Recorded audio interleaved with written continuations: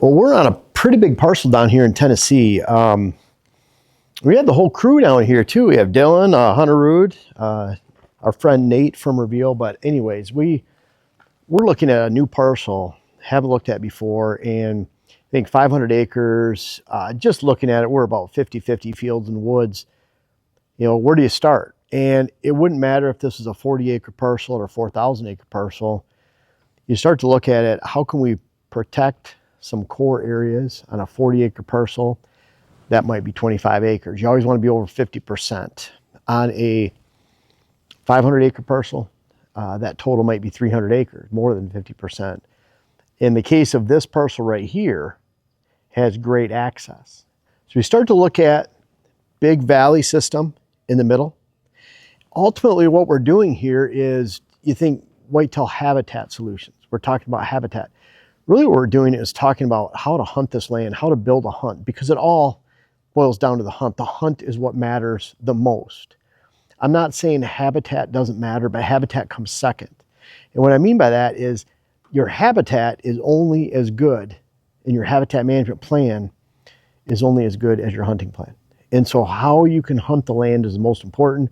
You build your habitat around that hunt, not the other way around. So you always start with hunting. Very critical, remember this. And so I'm looking at a parcel, I'm looking at 40, 400 acres, 4,000. I'm looking at, how can we hunt this? 4,000 acre parcel, you might divide it into, there could be 6 different chunks, or could be 15 different chunks. It's a large parcel. But we're going to look at how can we develop core areas where you know there's enough space to hold mature bucks. How can we draw them out? How can we hunt funnels inside corners? And how can we make sure that they stay on this land during the daylight, even if it's 40 acres, and then work off of that property after dark. So you just want to hold them during the daylight. And around here we have a mix of fields and ag around these parts. And even if we were up north, in our traditional upper Midwest areas, Minnesota, Wisconsin, Michigan, New York, Pennsylvania, you look at in these mixed ag areas, a mature buck might travel 300 yards during the daylight, typically 90% of the season. You have that rut window, but even then, sometimes he might stay in that same 10, 15 acres areas during the daylight, but he might move 5 miles within that area, but he's not leaving that 10 or 15 acres. So it can be very deceiving. Yeah, he's putting on all these miles during the rut, but when you look at it, he didn't leave this core area of cover, and we find the older he gets, the more he sticks to that cover. So really looking at this property, how can we establish food? How can we access so we're not destroying those food sources? How can we build those food sources adjacent to cover so that we can hold bucks within that cover, send them to that food, and then who cares where those bucks go after dark? We can't fragment the property. Temptation, we have a bunch of fields on the inside of this property. What do you do with them? Well, you don't put giant food sources. And what I mean by that is you put that food there, how do you get to it to hunt? If you have to go in the center of your parcel to hunt that food, even 5 acres in the middle of a 40-acre parcel, if you go into that center to hunt and hunt around that food, those deer that are going into that afternoon movement, you're going to spook deer. In fact, you're going to ruin their property if it's only 40 acres. But imagine here, we go into one of these interior fields, we drive a half mile all the way into the interior to hunt. We destroyed over half of the property, destroyed 300 acres out of 500. And if we're destroying this portion and they're running into the other portion, well, that's not a good thing either.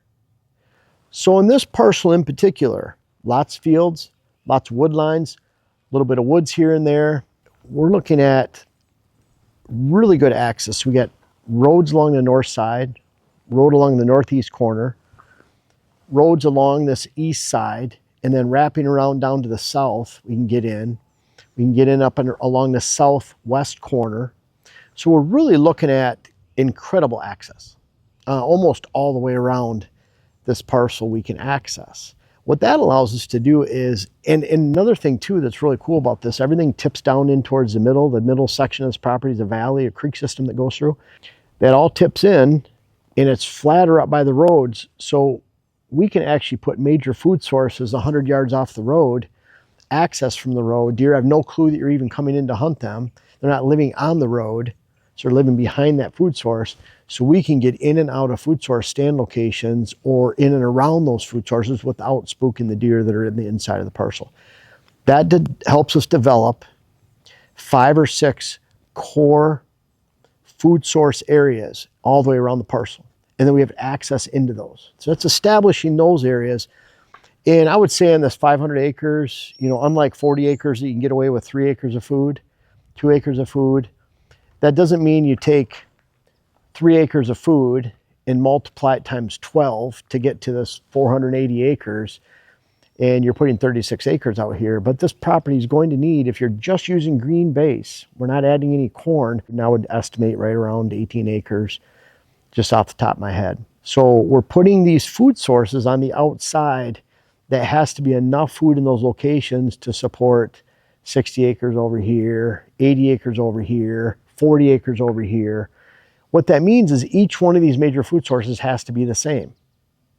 Now, not only can we not spook that food, we can't access through it, we can't spook deer off, again, it's all about hunting, then that food has to be big enough to make it through the season, and that food all has to be consistently the same around the parcel.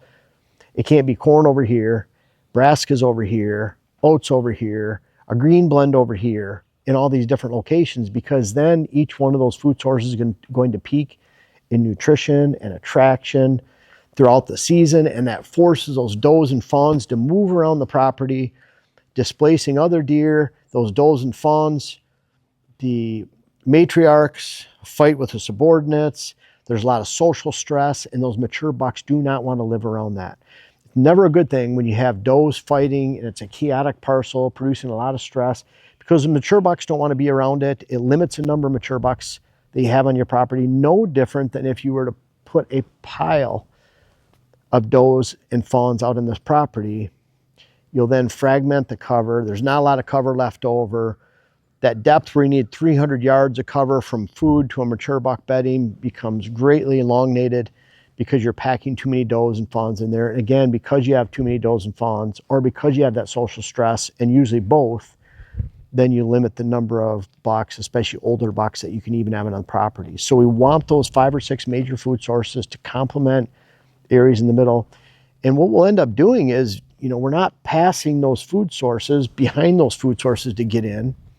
We want screening towards the outside to hide those deer on the inside. We want to develop a giant core area of major mature buck hunting right in the middle of this parcel, 300 yards distance from those food sources all the way around. Now we develop that structure and framework of this particular property. Now, if there's a house in the middle of this property, we would go in and start in the middle. It's a daily access. We'd work out from there, and we'd still come around the outside. So it'd give us a little bit different look. We'd lose a little bit of core area, and we'd have to sandwich core area between the house access and the outside of the property in all directions. But we could still work around that. However, we don't have that situation here. So we develop that framework and foundation of movement, meaning we're holding deer in the center right here. They're moving out to those major food sources, 5 or 6 of them. And then who cares where they go after that? We want them going on to the neighbors. We want them going to the neighbors' food plots, feeders, bait stations, whatever it might be. Now I talk about those greens and 18 acres of food, 20 acres of food. That'd probably be enough for the deer herd around here, moderate deer numbers, to last the entire season. However, that next level is corn. And down in Tennessee here, like you see on a lot of hunting channel shows, you can go in and brush hog the corn down. And that's an incredible attraction and draw, meaning if we doubled that food plot space to 36 acres, if this landowner wanted to do that, and 18 acres of corn, you have 3 to 4 acres in each area, and you go in there and you grind and brush hog down an acre at a time, then those deer just swarm to that from outside the area and inside the area. They love that. It sets up some blinds. That's if that landowner wants to do that. A lot of times we work our goals and recommendations based on the landowner's wishes. We actually meet the landowner tomorrow and talk to them about this. Right now, we're just getting a look-see at the property. Tomorrow, we'll go over his goals. I'm going to draw some preliminary drawings up and conceptions tonight, almost like, yeah, here's the property. How are we going to fit a house into here based on what we've heard initially?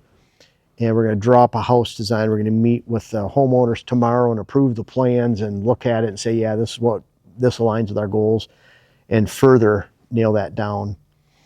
So now that we have that foundation of movement, We have big core area in the center, the deer moving out to those food sources on this particular property. Now this, again, this could be 40 acres. You have 3 1-acre plots towards the outside. It's just condensed, just a lot smaller. You still have that core area we can hold mature bucks, 25 acres of it, 26 acres, whatever that amount is. So we're taking that core area, food sources on the outside, and now we have the option inside corner of a field where we can add a 1/4 acre, 1/2 acre food plot. Now that might be something different because we want the deer to just pass through.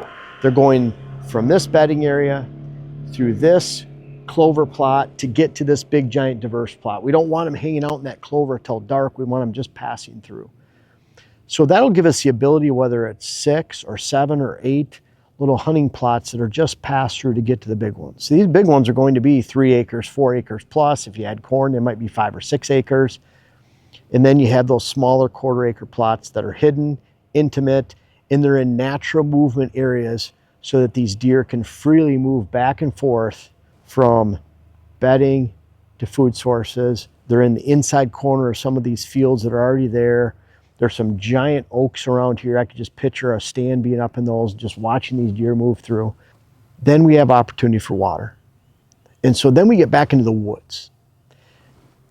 That might be off of a hunting plot 100 yards. I don't want to put that water in the hunting plot. I want these to be more remote. I want to picture a mature buck going to this water hole in the middle of the day. He's not going to do that at typically 10, 1, 3 in the afternoon into a small 1/4 acre water hole or food plot that has a water hole in it. So I want to see him going to those water holes back in the woods. Those are awesome all-day stands, morning stands. You're waiting for the deer to come back into the cover. So now we set up a framework here where we have major holding plots, hold the deer till dark. We have some hunting plots to complement those. Then we have some water holes in really good wooded funnel areas. And yes, there's a creek system through the middle. People ask all the time, should we add water? We have a creek system. Well, yes, because these deer want to go all the way from the outside where they're bedding, all the way down to the creek in the middle and then back again. Even if deer are bedding 50 yards off that creek, if they know they can hit water on the way to a food source, why go backwards to hit that water and then go forward again? Deer are very efficient creatures. They'll think water between my bedding, that food source, they already need to go that way, so they just hit water on the way. So we'll look for opportunities for water. I could see on a property like this having 10 to 12, 15, 8 water holes, somewhere around in that range, 8 to 15, 8 to 14, whatever that number is, and then we'll design that. Now you look at the inside, we have a lot of screening to do. We have some habitat restoration. It's been all just cattle pasture. We have some logging that can be done in the woods to thicken the cover.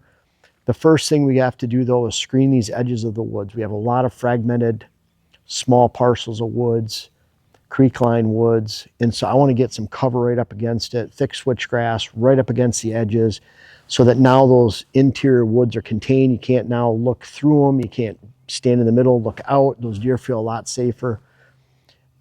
Those outside edges of food sources on the approach side, the road side, those major ones, we need to put screening of switchgrass. And that's really where you start beginning. You look at, again, how can I get in and out of this property without spooking deer and hunting them? Once you have this entire framework, we're making sure we're not accessing through the food, spooking the deer. We complement that with hunting locations, whether it's water holes, inside corners that just stand alone are great spots, whether there's a water hole or not. Adding mock scrapes to most stand locations. We have those little hunting plots too. And now it's a matter of what wind do you have. We have morning stands that are back in the woods. We have afternoon stands that are at small heighty hunting holes, food plots, or big major food plots in the evening for gun, muzzleloader, whatever it might be. And so you start to develop that framework of now we have morning stands here back in the cover. We have afternoon stands towards food. We have that assemblage of stands. Now it's just a matter of big buck in this area, the property. We have this wind. We have these stands for that wind. It's a morning hunt. You pick from these 5 stands and go in. I could see a property like this having 25 to 30 stands. That wouldn't be uncommon. Could be 22, could be 32. But bottom line is they'll have a lot of options, 4 or 5 stand locations probably for every wind, morning or afternoon that they can go hunt no matter what. And you need them for everywhere because you don't know what the wind, you tell me what the predominant wind is and usually it's wrong. Meaning You're going to get a predominant wind 35% of the time, and the other winds will share equally the remainder. So predominant wind is usually 35%, that's it. So we need stand locations for everything. We develop that core area in the middle. Now you actually have a hunting plan.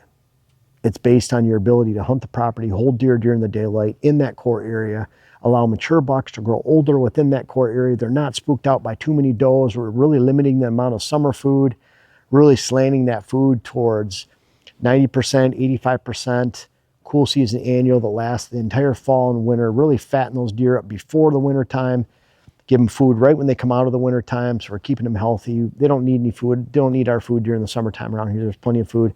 Then we have all these field edges where we can have pollinator blends, switchgrass. We can add shrubs, trees if we want, but really get that framework established. Everyone wants to start planting trees right off the bat. That's year 2, year 3. Let's get this framework established so the landowner can actually have a great hunt this fall. We're down here in middle of May. I want that landowner to actually take advantage and have a great hunt this year. So food, getting switchgrass established, staying out of this core area. Now he's giving them enough space, he's giving them enough food, he's giving them great access for hunting, and all that and that structure, it's accomplishing 80% of the plan with 20% of the work. That can be done this year. So I get excited about this. There's a lot of inside corners, there's a lot of irregularity when you look at this, a lot of diversity. So we can't wait for the landowner to put it all together. And that's really some of the key, really foundation pieces, whether you have 40 acres, 400, or 4,000 that we're looking at to design a new parcel. I hope you can take some of that back to your property this year. Always remember, everything you do relates to hunting. It's not habitat first, it's hunting first. How you hunt the land, develop that core area.